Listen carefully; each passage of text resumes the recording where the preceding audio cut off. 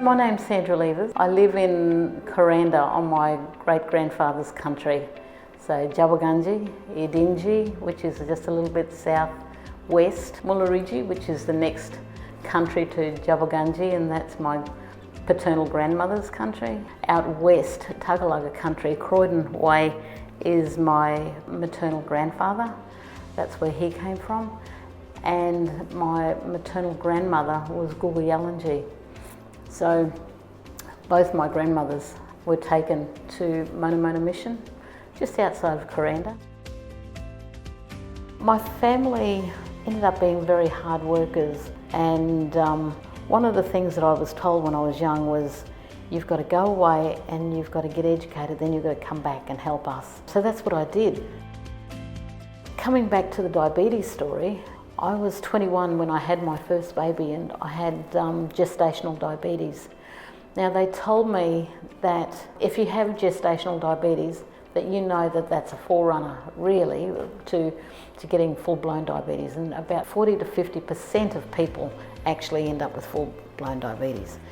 Now, I was a sports person, you know, I loved playing sport. When I finally stopped playing sport, was not long after that, like a year or a couple of years later, that the symptoms of diabetes are happening, and you think, what's going on? Oh, you hang your boots up and everything starts falling apart.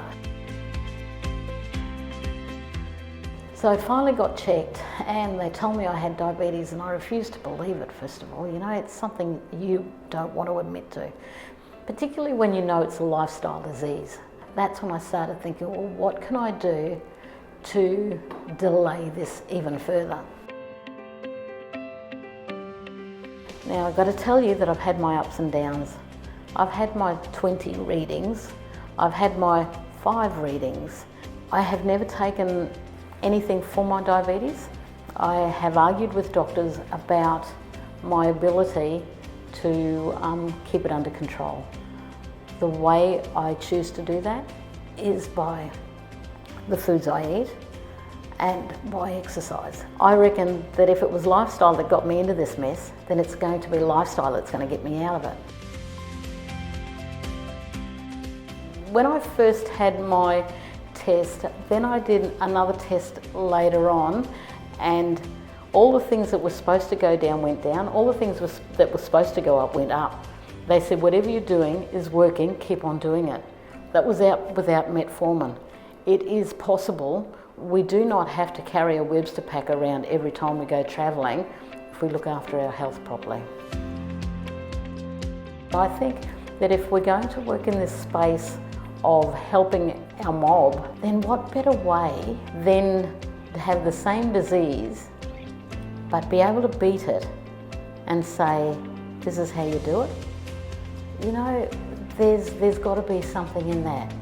We've got to be able to lead by example. You know, leadership is about bringing everybody with you. It's not about being way out in front. My plan is to beat this. But I like that idea of all of us working together so that we can beat this.